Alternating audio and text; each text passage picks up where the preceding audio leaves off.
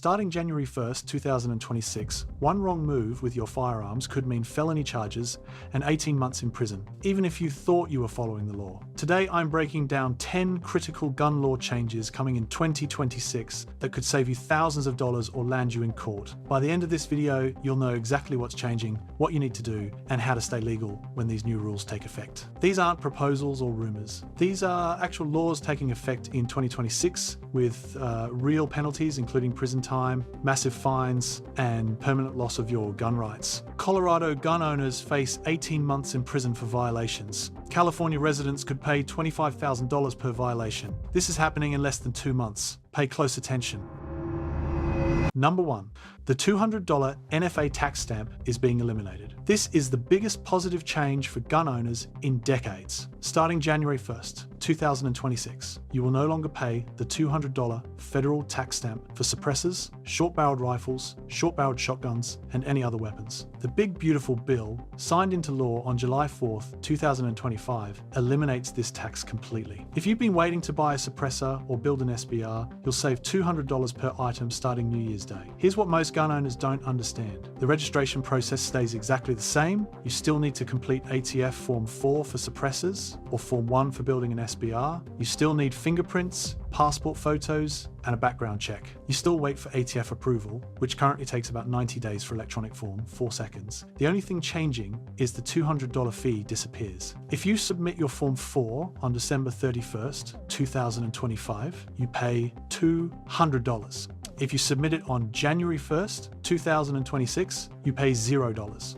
Wait until after midnight on New Year's Eve to submit your paperwork and save that money. If you have multiple suppressors or SBRs you've been planning to register, waiting 7 weeks could save you hundreds or thousands of dollars. Machine guns and destructive devices still require the $200 tax stamp. This change does not apply to those NFA items. The law specifically exempts them. Don't make the mistake of thinking all NFA items are now tax-free. They're not. And remember, you still need to register everything. Free doesn't mean unregulated. First, if you've been waiting to buy a suppressor, hold off until January 1st, 2026 and save $200. Second, prepare your Form 4 paperwork now so you're ready to submit on January 1st. Third, gather your fingerprints, passport photos, and trust documents if you're using an NFA trust. Fourth, budget for the suppressor itself, which typically costs $300 to $1,000, but you'll save the $200 tax. But while the federal government is giving you a break, one state is about to make gun ownership a nightmare. Number 2. Colorado's assault weapons ban takes effect August 1st, 2026. If you live in Colorado, this is the most dangerous law change coming your way. Senate Bill 25003 bans the manufacture, sale, transfer, and purchase of specified semi-automatic firearms that accept detachable magazines. Starting August 1st, 2026, if you buy, sell, or transfer one of these firearms in Colorado, you're committing a crime. The law specifically targets AR-15 seconds, AK-47 seconds, and similar semi-automatic rifles with detachable magazines and certain features like pistol grips, folding stocks, or threaded barrels. First offense is a Class 2 misdemeanor. That's up to 120 days in jail and a fine up to $750.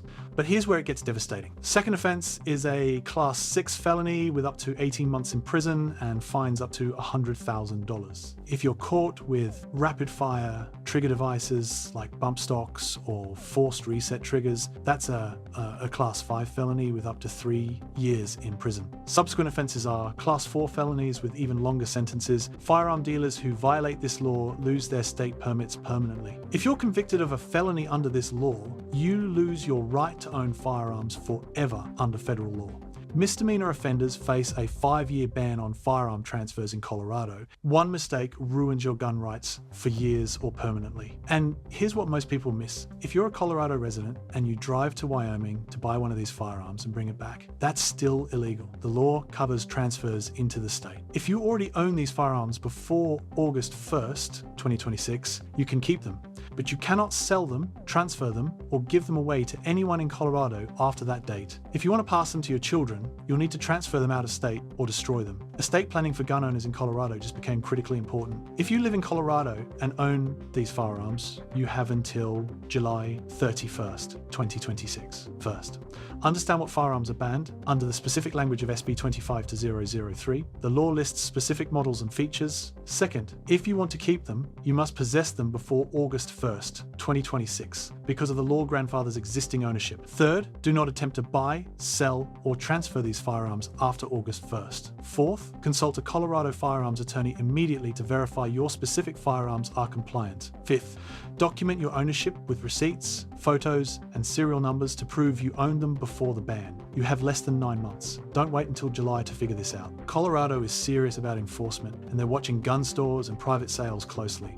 Law enforcement will have access to background check records showing who purchased these firearms before the ban. If you try to claim you owned it before August 1st but have no proof, you could face prosecution. But Colorado isn't the only state cracking down. California just passed a law that could turn your garage into a crime scene. Number 3, California bans unlicensed 3D printing and CNC manufacturing of firearms starting January 1st, 2026. If you own a 3D printer or CNC machine in California, listen carefully. You're in your garage using your 3D printer to make a replacement part for your AR-15, starting January 1st, 2026. That's illegal without a state-issued firearms manufacturer license. Assembly Bill 1089 requires anyone using 3D printers, CNC machines, or similar technology to manufacture firearm frames, receivers, or precursor parts to obtain a state manufacturing license. Even if you're making parts for personal use, even if you never sell anything, you need this license. Manufacturing without a license is a felony in California under Penal Code Section 29180. You're looking at up to 3 years in state prison and fines up to $10,000 per violation. If you manufacture multiple parts, that's multiple violations and multiple felonies stacking up. California prosecutors are aggressive on ghost gun cases. In 2024, a San Diego man was sentenced to 2 years for manufacturing unserialized AR-15 flowers in his garage using a CNC machine.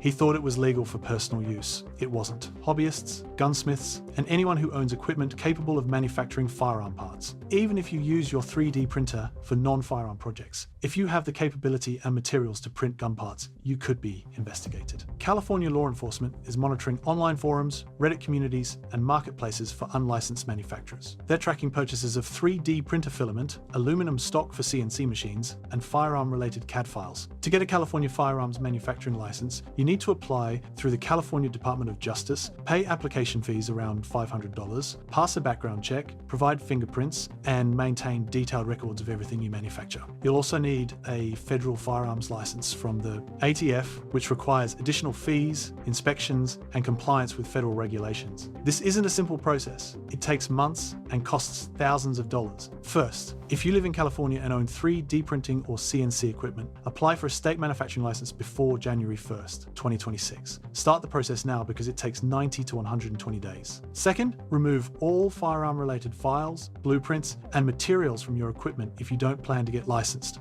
Delete CAD files, STL files, and any digital blueprints. Third, document everything you've manufactured before the law takes effect to prove compliance. Take photos with timestamps, keep receipts for materials, and store this documentation securely. Fourth, never post about manufacturing firearm parts on social media. California authorities monitor Facebook groups, Instagram, YouTube, and Reddit for evidence of unlicensed manufacturing. Even if you started a build before January 1st, 2026, finishing it after that date without a license could be illegal. Don't assume grandfather clauses protect you. California law doesn't explicitly grandfather unfinished builds. Get legal advice specific to your situation before you complete any project after the deadline. Now here's a change that could actually help gun owners, but only if you understand the fine print.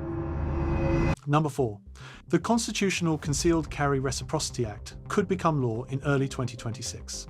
This is the most significant concealed carry change in American history. House Resolution 38 passed the House in 2025 and is pending Senate vote in early 2026. If signed into law, your concealed carry permit from your home state would be valid in all 50 states. Right now, you need to research reciprocity agreements before traveling. Florida recognizes 38 states. Texas recognizes 42 states. But California only recognizes permits from residents of states with similar laws, which is almost nobody. If this passes, Your Texas LTC works in California. Your Florida permit works in New York. Your permit works everywhere. You must still follow the laws of the state you're visiting. Just because your permit is recognized doesn't mean you can carry it everywhere. New York's sensitive places restrictions still apply. You can't carry in Times Square, subway stations, or most public buildings. California's magazine capacity limits still apply. Your 17-round Glock magazine is still illegal there, even with reciprocity. Illinois' vehicle transport rules still apply. You must keep your firearm in a case, unloaded,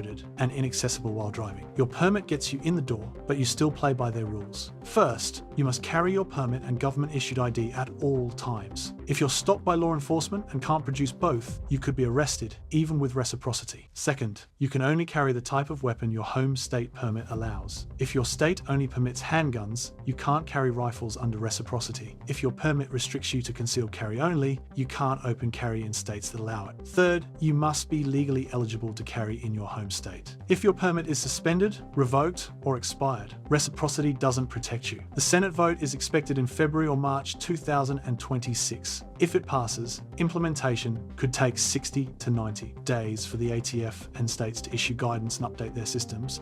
Don't assume it's law until you see official ATF and state guidance confirming the effective date. First, monitor Congress closely in January and February 2026 for the Senate vote. Second, when it passes, wait for official ATF guidance before you travel with your firearm to a new state. Don't rely on news articles or social media posts. Third, research the specific laws of every state you plan to visit. Download state-specific carry guides from your state's Attorney General website. Fourth, join the USCCA or a similar organization that provides legal defense coverage for concealed carry holders traveling interstate. Fifth, never assume reciprocity means you can carry everywhere. Always verify current laws before you cross state lines. Even with reciprocity, if you violate a state's carry laws, you face that state's penalties. New York charges illegal carry as a Class E felony with up to 4 years in prison. California charges it as a misdemeanor or felony, depending on circumstances, with up to 3 years in prison. One mistake in the wrong state ruins your life, reciprocity or not. But while some states might have to accept your permit, others are making it harder than ever to even get one.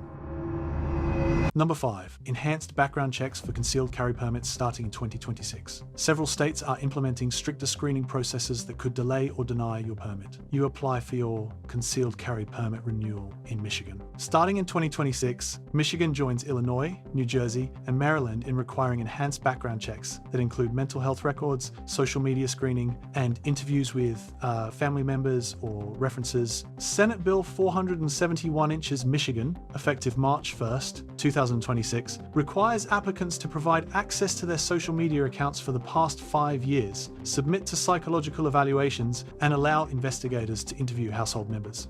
If you refuse the enhanced screening, your application is automatically denied. If investigators find concerning social media posts, even jokes about violence, political extremism, or angry rants, your application can be denied. In Illinois, over 2,000 permit applications were denied. In 2024, under similar enhanced screening rules, applicants lost their $500 application fees and had to wait 2 years to reapply. Denials also flag you in the NICS system, potentially affecting future firearm purchases. What triggers denials? First, social media posts showing firearms in threatening contexts, even if meant as jokes. Second, any history of mental health treatment, including voluntary counseling for depression or anxiety. Third, negative statements from family members or references during interviews. Fourth, any criminal history, even dismiss charges or expunge records that show up in enhanced searches. Fifth, financial instability like bankruptcies or unpaid child support, which some states consider indicators of irresponsibility. Michigan's law takes effect March 1st, 2026. Maryland's enhanced screening starts January 15th,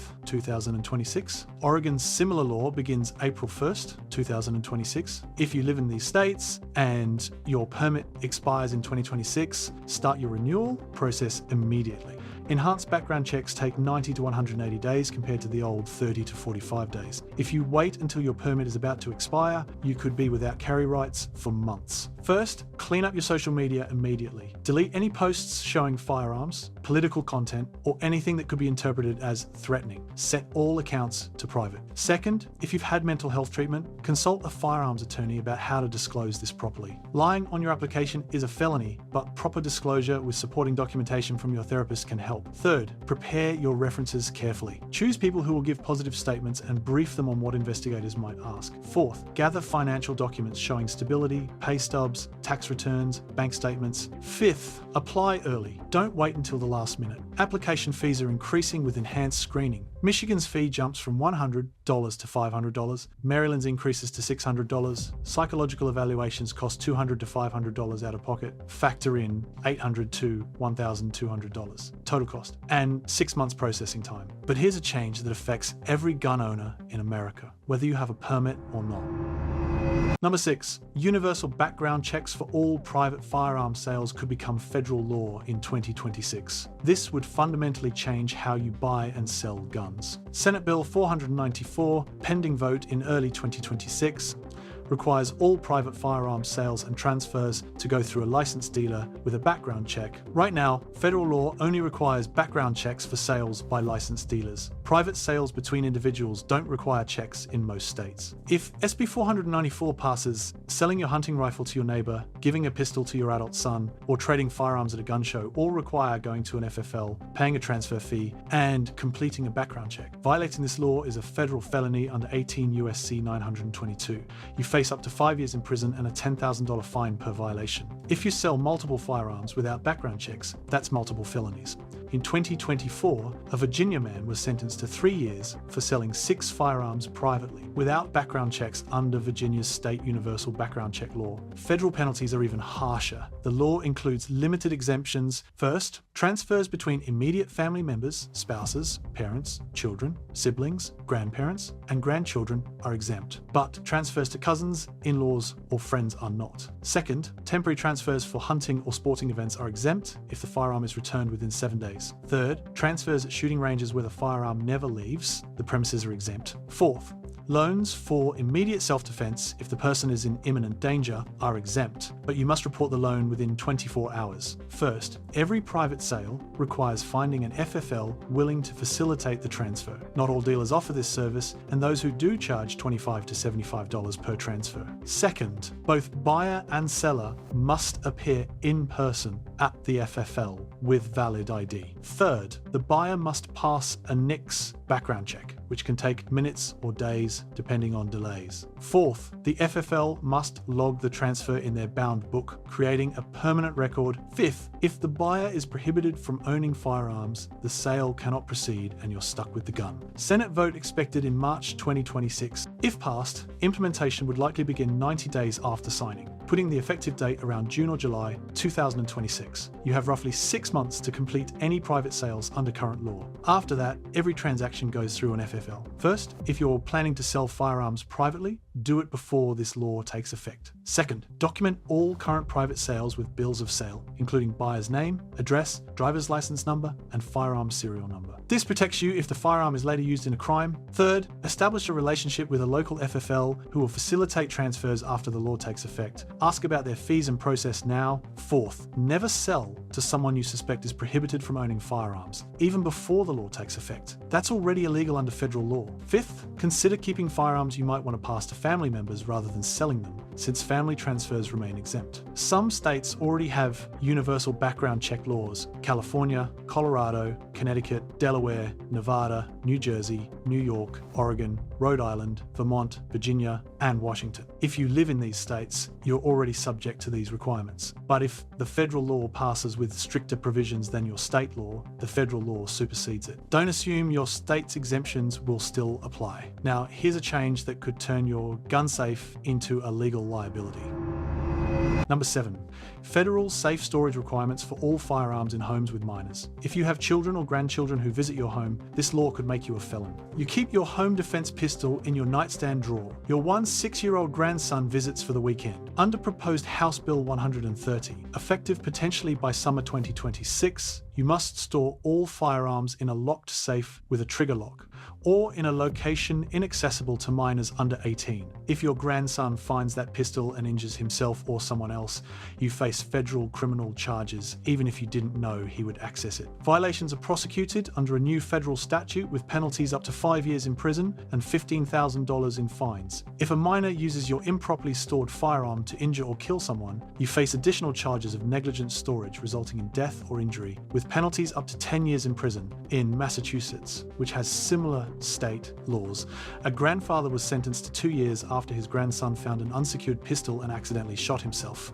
The grandfather had no idea the law required locked storage. Any gun owner who lives with minors or has minors visit their home regularly. This includes your children, grandchildren, nieces, nephews, or any person under 18 who enters your home. Even if the minor doesn't live with you, if they have access to your home, you must comply. The law doesn't distinguish between responsible teenagers who've been trained in firearm safety and young children. All minors under 18 trigger the storage requirement. First, firearms must be stored in a locked container specifically designed for firearm storage, a gun safe, lockbox, or cabinet. A locked bedroom door doesn't count. Second, ammunition must be stored separately from firearms or in the same locked container. Third, trigger locks or cable locks must be used if firearms are not in a locked container. Fourth, you must maintain proof of compliance receipts for safes, photos of storage setup, documentation of lock purchases. Fifth, law enforcement can inspect your storage setup if they have probable cause to believe a minor has access to unsecured firearms. Here's the problem nobody talks about. You need quick access to your firearm for home defense, but the law requires it to be locked away from minors. Biometric safes solve this. Partially, you can access your firearm in seconds with a fingerprint, but they cost $300 to $1,000. Cheaper lockboxes require keys or combinations, adding critical seconds in an emergency. The law doesn't exempt home defense firearms. You must choose between compliance and rapid access. First, invest in a quality biometric safe for your home defense firearm.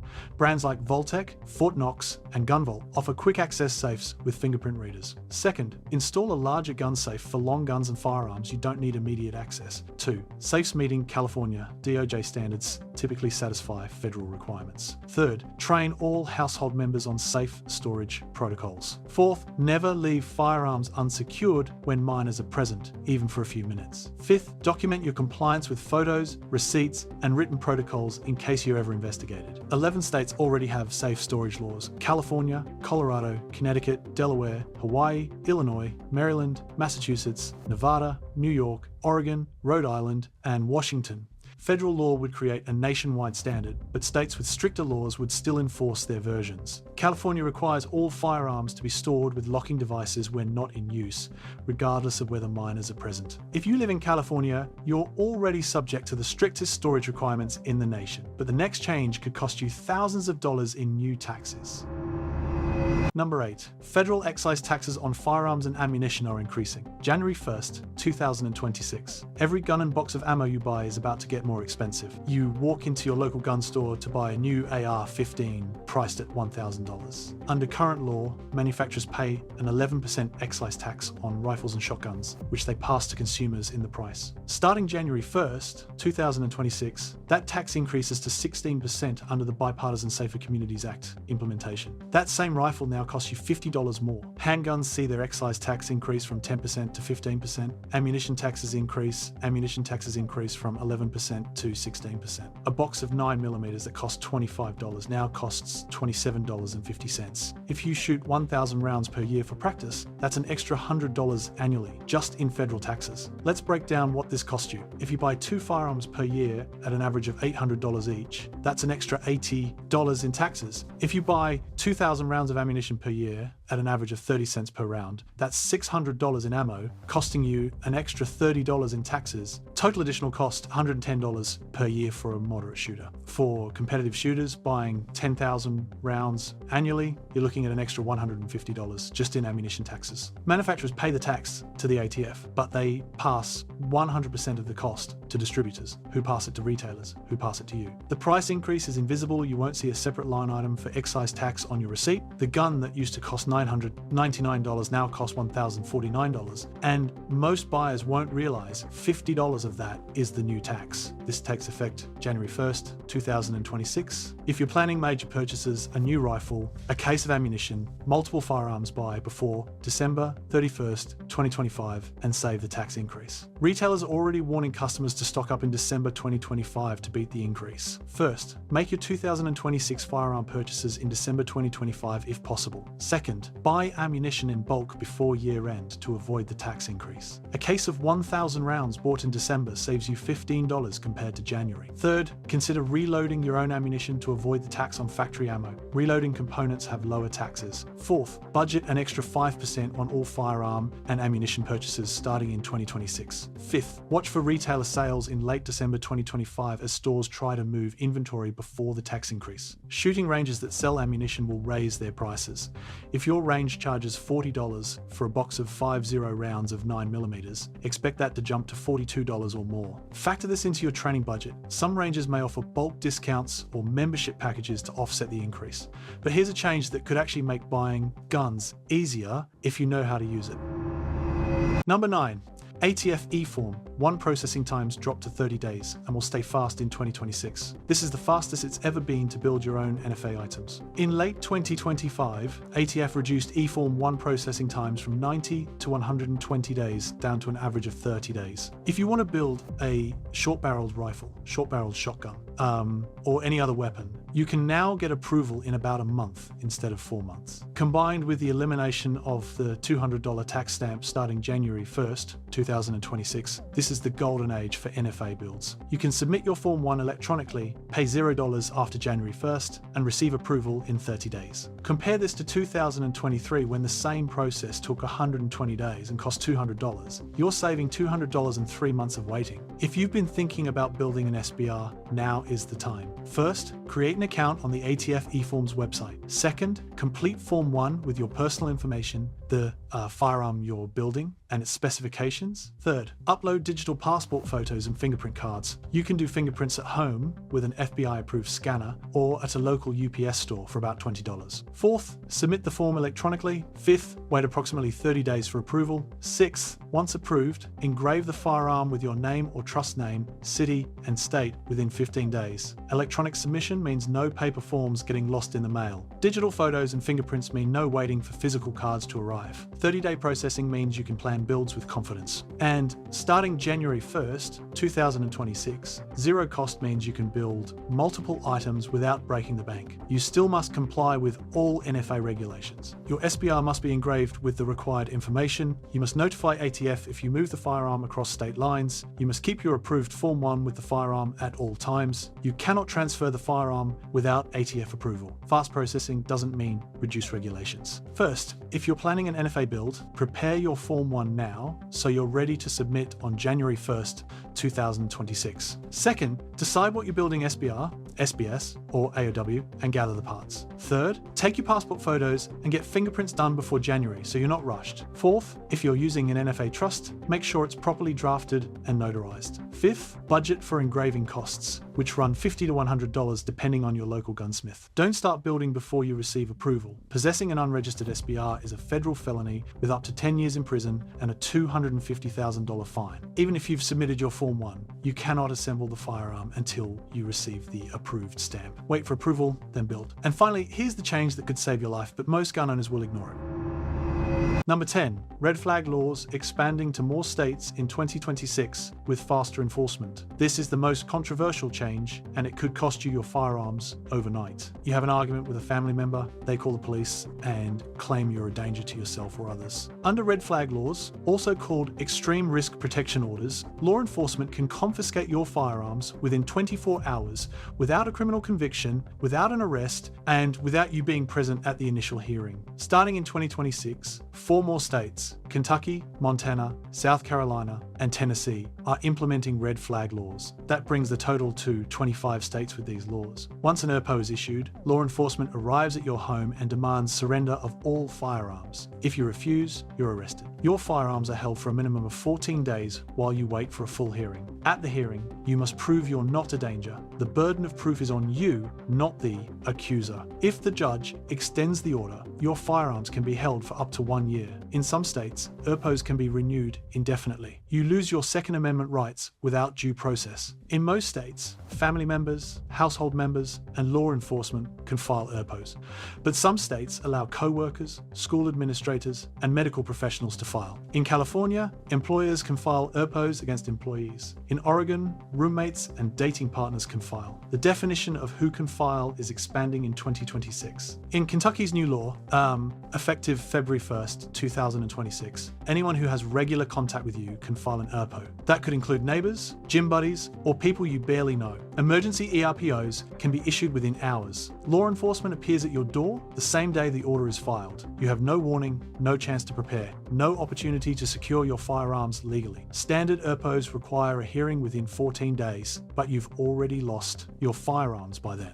At the hearing, if the judge finds clear and convincing evidence you're a danger, the order extends for up to 1 year. What counts as evidence? First, statements from the petitioner claiming you made threats. Second, social media posts showing firearms or angry content. Third, any history of mental health treatment, even voluntary counseling. Fourth, any police contact, even if no charges were filed. Fifth, witness statements from people who claim you acted erratically. The standard is clear and convincing, which is lower than beyond a reasonable doubt in criminal cases. Judges err on the side of caution, meaning they're more likely to approve ERPOs than deny them. First, never make threats or statements that could be interpreted as threatening, even in jest. Second, be cautious about what you post on social media regarding firearms. Third, maintain positive relationships with family members and avoid conflicts that could lead to ERPO filings. Fourth, if you're served with an ERPO, hire an attorney immediately. Do not represent yourself at the hearing. Fifth, document everything, save text messages, emails, and any evidence showing you're not a danger. Sixth, comply with the order. Do not hide firearms or refuse to surrender them. That's a separate crime with additional penalties. Hiring an attorney to fight an ERPO costs $2,000 to $5,000. If you lose, you pay storage fees for your firearms, which can run $50 to $100 per month. If the order is extended for a year,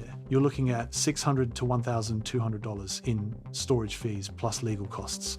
And if your firearms are damaged or lost while in law enforcement custody, you have limited recourse for compensation. California, Colorado, Connecticut, Delaware, Florida, Hawaii, Illinois, Indiana, Maryland, Massachusetts, Michigan, Nevada, New Jersey, New Mexico, New York, Oregon, Rhode Island, Vermont, Virginia, Washington, and DC already have red flag laws. Kentucky, Montana, South Carolina, and Tennessee join them in 2026. Each state's law has different standards, different timelines, and different penalties. If you live in or travel to these states, research the specific law in that state. Red flag laws are the most divisive gun legislation in America. Supporters say they prevent suicides and mass shootings by temporarily removing firearms from dangerous individuals. Opponents say they violate due process and Second Amendment rights. Regardless of your position, these laws are expanding in 2026, and you need to understand how they work and how to protect yourself. Let's recap the 10 gun law changes coming in 2026 that you must know. Number 1, the $200 NFA tax stamp is eliminated starting January 1st, 2026. Save your money and submit your form 4 seconds after New Year's. Number 2, Colorado's assault weapons ban takes effect August 1st, 2026. If you live there, you have 9 months to comply or face felony charges. Number 3, California bans unlicensed 3D printing and CNC manufacturing of firearms starting January 1st, 2026. Get licensed or stop manufacturing. Number 4, constitutional concealed carry reciprocity could pass in early 2026, making your permit valid nationwide, but you still follow each state's laws. Number 5, enhanced background checks for concealed carry permits start in Michigan, Maryland, and Oregon in 2026. Clean up your social media and apply early. Number 6, universal background checks for private sales could become federal law in 2026. Complete your private sales before this passes. Number 7, federal safe storage requirements could take effect in 2026. Invest in a biometric safe and document your compliance. Number 8, federal excise taxes on firearms and ammunition increase January 1st, 2026. Buy before year end to save money. Number 9, E-Form 1. Processing times are down to 30 days and staying fast in 2026. Build your NFA items now while it's cheap and fast. Number 10, red flag laws expand to 4 more states in 2026. Protect yourself by avoiding conflicts and hiring an attorney if you're targeted. These changes are happening whether you're ready or not. The question is, will you be prepared or will you be caught off guard and face fines, felonies, or worse? If you found this video helpful, hit that like button and subscribe to Guns Law Guide. Every week, I break down gun laws so you know exactly how to stay safe legal, and confident as a gun owner. Turn on notifications so you don't miss critical updates as these laws take effect. Drop a comment below and tell me, which of these 10 changes affects you most? Are you in Colorado facing the assault weapons ban? California dealing with the 3D printing restrictions? Or are you excited about the NFA tax stamp elimination? Let me know in the comments. And if you want state-specific breakdowns of any of these laws, comment on your state and I'll make a dedicated video covering exactly what you need to know. Here's the bottom line. 2026 is the most significant year for gun law changes in the last decade. Some of these changes help gun owners. Others could land you in prison if you're not careful. The gun owners who succeed are the ones who stay informed, take action early, and never assume they know the law. The gun owners who fail are the ones who ignore warnings like this until it's too late. Don't be that person. Save this video, share it with every gun owner you know, and most importantly, take action on the changes that affect you before the deadlines hit. I'm here to help you navigate these laws every step of the way. Stay safe, stay legal, and I'll see you in the next video.